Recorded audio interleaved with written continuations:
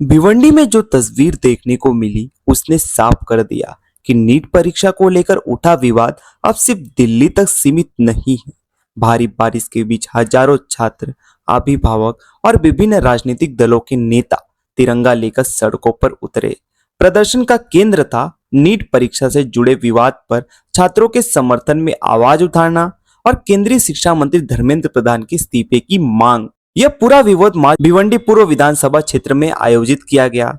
खास बात यह रही कि इस प्रदर्शन में अलग अलग राजनीतिक दलों के नेता एक ही मंच पर दिखाई दिए। प्रदर्शन में भिवंडी पूर्व के विधायक रईस शेख, राष्ट्रवादी कांग्रेस पार्टी, शरद पवार गुट के स्थानिक पदाधिकारी, कांग्रेस के स्थानीय नेता और कई जनप्रतिनिधि शामिल हुए। बड़ी संख्या में छात्र छात्राएं भी इस तिरंगा लेकर हिस्सा बने। बारिश लगातार होती रही, लेकिन प्रदर्शनकारियों का उत्साह कम नहीं हुआ।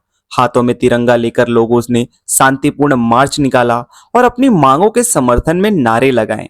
मार्च के दौरान नेताओं और कार्यकर्ताओं को पुलिस ने हिरासत में ले लिया। बाद में प्रदर्शनकारियों की ओर से भिवंडी के प्रांत अधिकारी को ज्ञापन सौंपा गया।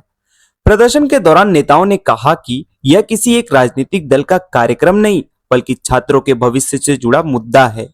उनका कहना था कि यदि परीक्षा प्रक्रिया पर सवाल उठते हैं तो उसकी निष्पक्ष जांच होनी चाहिए और जिम्मेदारी तय की जानी चाहिए।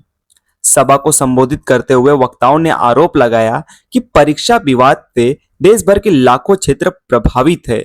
उन्होंने कहा कि छात्रों के साथ हुई घटना और प्रदर्शन के दौरान सामने आए मामलों पर सरकार को जवाब देना चाहिए। प्रदर्शन में मौजूद नेताओं ने यह भी कहा कि जब तक उनकी मांगों पर निर्णय नहीं होता तब तक विरोध जारी रहेगा। उनका कहना था कि यह आंदोलन छात्रों के अधिकारों और निष्पक्ष परीक्षा व्यवस्था की मांग को लेकर है।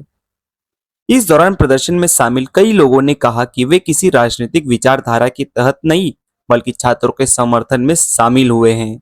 उनका मानना है कि प्रतियोगी परीक्षाओं में पारदर्शिता और भरोसा बनना बेहद ही जरूरी है, क्योंकि इन्हीं परीक्षाओं के आधार पर लाखों युवाओं का भविष्य तय होता है। फिलहाल भिवंडी में हुआ यह प्रदर्शन दिखाता है कि नीट परीक्षा से जुड़ा विवाद अब देश के अलग अलग हिस्सों तक पहुंच चुका है। वहीं इस पूरे मामले पर सरकार और संबंधित एजेंसियों की ओर से आगे क्या फैसला लिया जाता है, इस पर छात्रों और अभिभावकों की नजर बनी हुई है।